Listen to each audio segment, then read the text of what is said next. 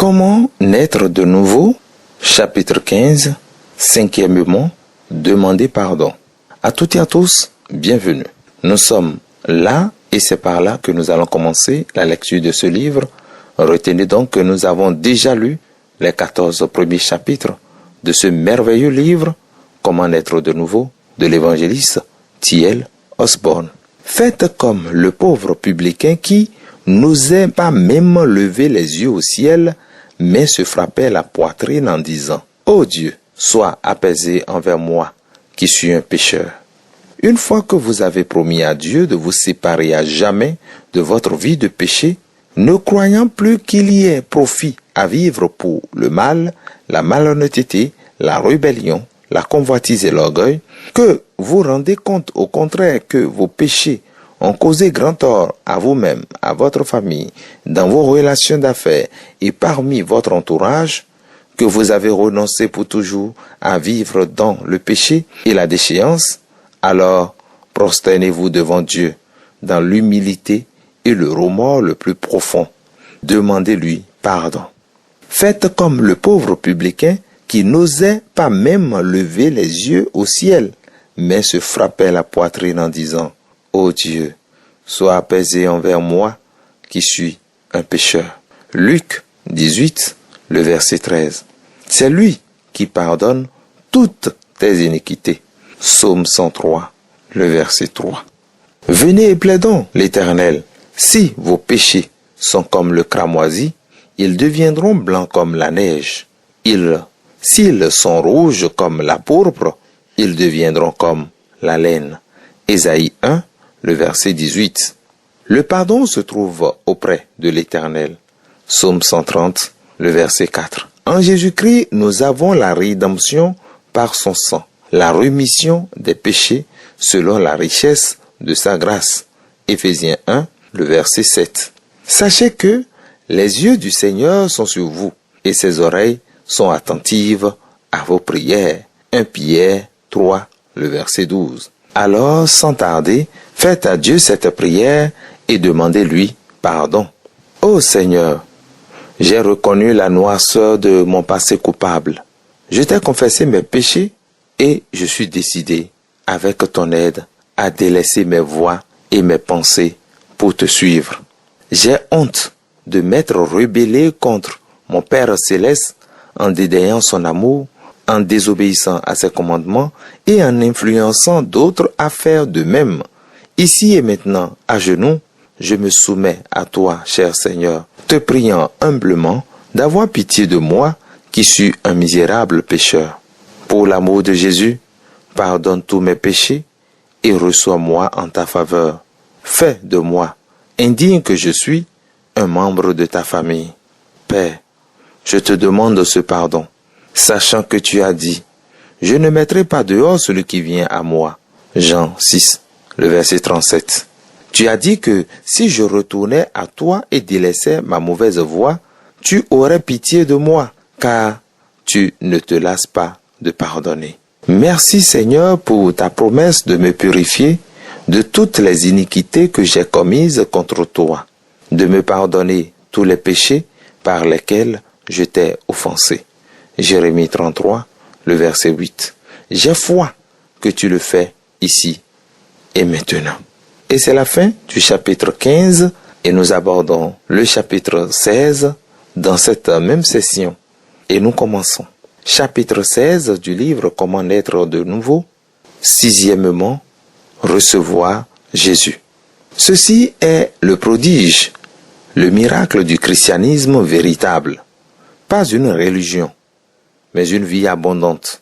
Dans la religion, voyez-vous, les péchés sont confessés et reconfessés. Mais le pécheur ne se convertit jamais. Donc, il retourne commettre les mêmes péchés. Mais celui qui est sauvé reçoit Jésus-Christ et sa vie nouvelle par le miracle de la nouvelle naissance. En conséquence, le pécheur est transformé. Il renaît et devient enfant de Dieu. Maintenant que vous avez avoué vos péchés et tourné le dos au mal, et que vous avez demandé à Dieu de vous pardonner, le plus grand des miracles va se produire en vous. C'est le miracle de la nouvelle naissance. La nouvelle naissance a lieu quand la nouvelle vie de Jésus-Christ vient en vous. Voyez-vous, le terme nouvelle naissance n'est pas simplement une allégorie religieuse signifiant une affiliation à la religion chrétienne. Des foules de gens se sont affiliés à la religion chrétienne qui ne sont jamais nés de nouveau. Nulle religion ne peut sauver, pas même la religion chrétienne. Seul Jésus-Christ peut sauver et il le fait quand vous le recevez dans votre vie et qu'il vous communique sa vie miracle. Vous renaissez alors avec sa vie. Vous pouvez certes vous affilier à une église ou une assemblée, mais il vous faut naître de nouveau pour entrer dans le royaume de Dieu.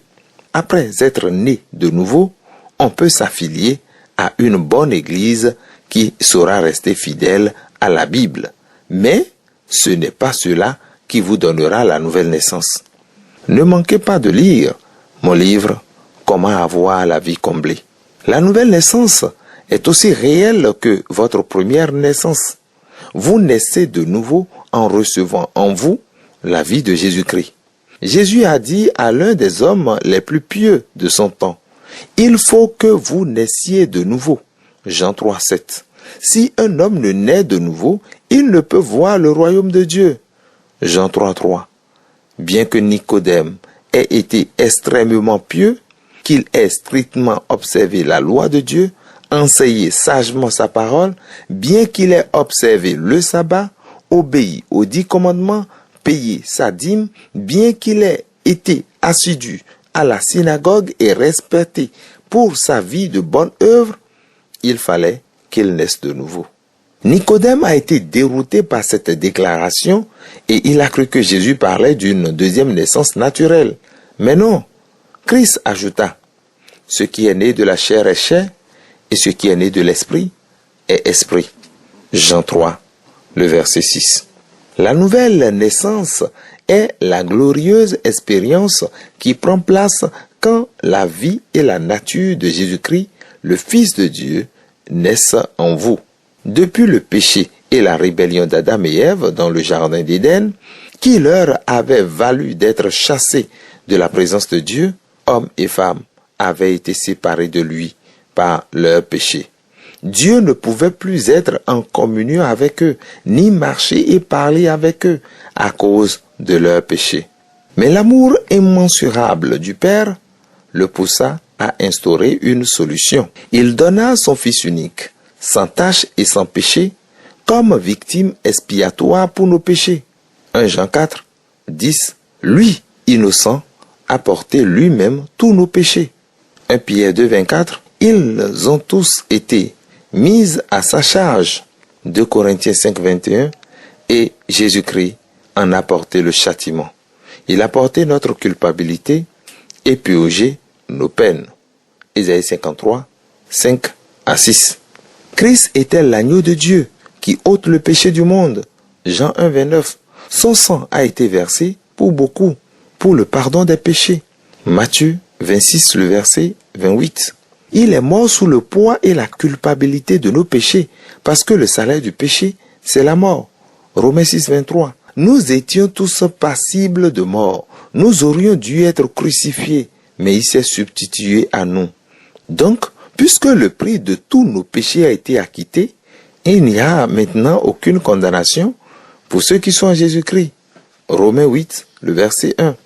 Notre peine n'a pas été purgée une deuxième fois. Notre dette est acquittée. Cela suffit. Elle n'existe plus. Là où il y a pardon des péchés, il n'y a plus d'offrande ou sacrifice pour le péché. Hébreux 10, 18. Nos péchés ne peuvent plus jamais nous condamner. En mourant sur la croix, Jésus les a éloignés à jamais. Ils sont acquittés. Quand nous paraîtrons devant Dieu, il ne verra pas nos péchés, car ils ont disparu. Je ne me souviendrai plus de leurs péchés. Jérémie 31, verset 34. Hébreux 8, 12, 10, 17. Dieu nous verra et nous examinera à la lumière de ce que Jésus a fait pour nous sur la croix. Il verra la justice de Jésus-Christ créditée à notre compte. Celui qui n'a pas connu le péché, Dieu l'a fait devenir péché pour nous, afin que nous devenions en lui justice de Dieu. 2 Corinthiens 5, 21. C'est Jésus-Christ que Dieu a destiné par son sang à être, pour ceux qui croiraient, victime expiatoire afin de montrer sa justice pour la rémission des péchés. Romains 3, 28. La Bible vivante dit, Dieu a envoyé Jésus-Christ prendre le châtiment de nos péchés et mettre fin à toute la colère de Dieu envers nous. Maintenant que nos péchés ont été pleinement punis et qu'ils ont cessé d'exister pour toujours, comme une dette acquittée, maintenant que vous reconnaissez le terrible prix que Christ a payé pour les enlever, et maintenant que vous vous êtes repentis et les avez confessés et vous en êtes détournés, maintenant, je vous dis, vous pouvez recevoir en vous la vie nouvelle de Dieu. Parce que nulle barrière de péché ne subsiste entre vous et lui. Vous recevez donc cette vie nouvelle quand vous recevez Jésus-Christ par une nouvelle naissance. Ceci arrive quand Jésus vient vivre en vous et il y vient quand vous décidez de le recevoir par la foi. Ceci est le prodige, le miracle du christianisme véritable. Pas une religion, mais une vie abondante. La Bible dit, à ceux qui le reçoivent, il leur donne le pouvoir de devenir enfants de Dieu. Jean 1,12, c'est la nouvelle naissance. Dans la religion, voyez-vous, les péchés sont confessés et reconfessés et reconfessés. Mais le pécheur ne se convertit jamais, donc il retourne commettre les mêmes péchés. 2 Pierre 2,22. Mais celui qui est sauvé confesse ses péchés, puis reçoit Jésus-Christ et sa vie nouvelle par miracle de la nouvelle naissance. En conséquence, le pécheur est transformé et renaît et devient enfant de Dieu. Dieu dit, j'habiterai et je marcherai au milieu d'eux. Je serai leur Dieu et ils seront mon peuple. Je serai pour vous comme un père et vous serez pour moi des fils et des filles, dit le Seigneur Tout-Puissant. 2 Corinthiens 6, 16, 18. Jésus a dit que son Père et lui viendront à vous et feront leur demeure chez vous. Jean 14, le verset 23. Ceci est la nouvelle naissance. C'est un miracle. Vous ne pouvez pas, de vous-même, devenir un enfant de Dieu. Vous pourriez vous affilier à une église chrétienne et même vous faire baptiser et devenir chrétien. Mais cela ne communique pas la nouvelle naissance. Vous devez naître de nouveau, a dit Jésus. Un Éthiopien peut-il changer sa peau et un léopard ses taches? Jérémie 13, 23. Paul a dit, ceux qui vivent selon la chair ne sauraient plaire à Dieu. Romains 8, 8. Car ce qui est bon, je le sais, n'habite pas en moi, c'est-à-dire dans ma chair. Romains 7, le verset 18. Mais le miracle de la nouvelle naissance transforme notre nature. Si quelqu'un est en Christ, il est une nouvelle créature. 2 Corinthiens 5, 17. Bien que cette renaissance semble mystérieuse à notre entendement humain, nous l'acceptons par la foi, croyant que Jésus vient dans nos vies et nous donne sa vie abondante et éternelle. L'influx de la vie divine dans l'âme humaine, l'implantation ou communication de la nature divine est un miracle. Le souffle de Dieu nous vivifie et nous renaissons. Il nous réintègre dans sa famille. La justice de Christ est créditée à notre compte et toute notre nature devient nouvelle. Christ devient le centre de notre vie, notre source. Je mettrai en vous un esprit nouveau. Ézéchiel 36, 26. Je vous donnerai un cœur nouveau. Jérémie 31, 33. Dieu vous rend capable de toute bonne œuvre pour l'accomplissement de sa volonté. Et il fait en vous ce qui lui est agréable. Hébreux 13, le verset 21. Je vous exhorte donc à faire cette prière par laquelle vous acceptez Jésus-Christ dans votre vie. Se marier, c'est déclarer ouvertement que l'on accepte la personne de son choix comme partenaire pour la vie. Pour recevoir Christ, faites de même. Dites-lui ceci maintenant même. Cher Seigneur, je te remercie humblement d'avoir envoyé Jésus pour ôter tous mes péchés. J'ai reconnu que j'étais un pécheur, sans espoir et sans recours devant toi. coupable et condamné par les péchés que j'ai commis et ceux dont j'ai hérité. Tout comme Adam et Ève ont été chassés de ta présence à cause de leurs péchés, j'ai, moi aussi, été séparé de toi par mes iniquités et mes transgressions et par celles de la race humaine déchue. Mais maintenant, je t'ai confessé ces péchés et je t'ai demandé pardon, fort du fait que Jésus est mort pour moi, qu'il a versé son sang pour la rémission de mes péchés. Oh, quelle merveilleuse grâce tu m'as manifestée. Comme j'en suis indigne, mes péchés pardonnés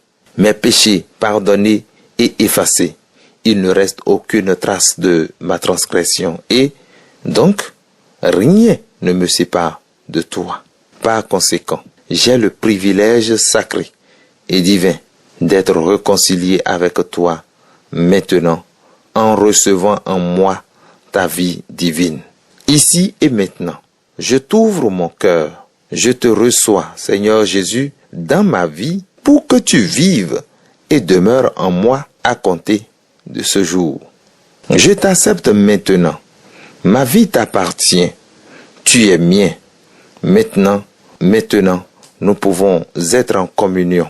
Tu as ôté mes péchés, tu as payé ma dette, tu t'es chargé de ma culpabilité, tu as répandu ton sang et volontairement donné ta vie pour moi. Oh, quel amour! Merci Seigneur. Je te reçois maintenant. Tu es désormais mon sauveur personnel et mon Seigneur. Je te confie chaque domaine et aspect de ma vie. Tu es mon maître. Voyez quel amour le Père m'a témoigné pour que je sois appelé enfant de Dieu. 1 Jean 3:1. Merci Seigneur. Je te reçois maintenant par la foi et je sais que désormais tu vis en moi. Alléluia. Bien-aimés, c'est la fin du chapitre 16 de ce merveilleux livre, Comment naître de nouveau. Si vous avez fait cette prière avec foi et conviction, je suis sûr que Christ, à partir de cet instant, vit en vous. Demeurez bénis au nom de Jésus.